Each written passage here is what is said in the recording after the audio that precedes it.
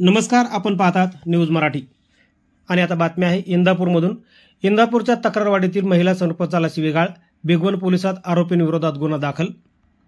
बीड जिल्ह्यातील मस्साजोगच्या सरपंचाच्या हत्येचं प्रकरण ताजा असतानाच पुणे जिल्ह्यातील इंदापूर तालुक्यातील तक्रारवाडीच्या महिला सरपंचाला देखील अश्लील भाषेत शिवीगाळ करण्यात आली।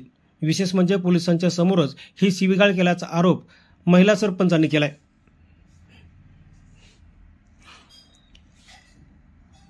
अतिक्रमण का करता याचा जाब विचारल्याच्या कारणावरून आरोपींनी अश्लील भाषेत शिवीगाळ केल्याचा आरोप महिला सरपंच मनीषा वाघ यांनी केलाय।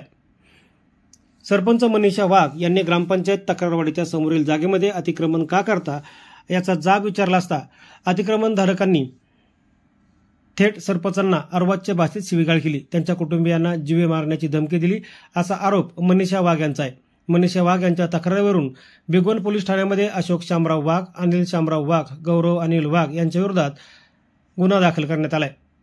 या प्रकरणावरून सरपंच मनीषा वाघ यांनी भिगवण पोलिसांवर देखील आरोप केलेत। मी भिगवण पोलिसात 8 जानेवारी रोजी तक्रार दाखल करून देखील पोलीस प्रशासनाकडून टेबल जामीन सुरू आहे। महिला असुरक्षित असताना सुद्धा पोलीस प्रशासन जर त्याकडे दुर्लक्ष करत असेल तर मला आणि माझ्या कुटुंबियाला न्याय आणि संरक्षण मिळावं अशी मागणी मनीषा वाघ यांनी केली आहे।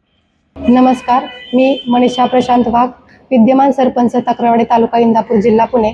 मी ग्रामपंचायतीमध्ये गेले असता मला झेंडावंदन आणि ग्रामपंचायत कार्यालयासमोर अतिक्रमण चालू असल्याचे दिसले। मी आणि ग्रामसेवक मॅडम त्या ठिकाणी गेले असता त्यांना रोखण्याचा प्रयत्न केला, परंतु त्या ठिकाणी त्यांनी आम्हाला शिवीगाळी सुरू केली।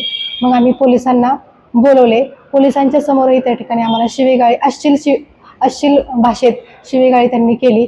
तर अनिल शामराव वाघ, अशोक शामराव वाघ, गौरव अनिल वाघ या व्यक्तीने आम्हाला त्या ठिकाणी शिवीगाळी केली। या सदर प्रकरणाचा आम्ही भिगवण पोलीस स्टेशन या ठिकाणी गुन्हा दाखल केलेला आहे।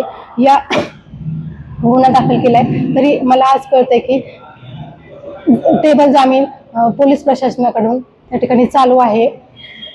महिला आज असुरक्षित असताना सुद्धा पोलीस प्रशासन त्याच्याकडे जर दुर्लक्ष करत असेल तर मला आणि माझ्या कुटुंबियांना न्याय आणि संरक्षण मिळावं।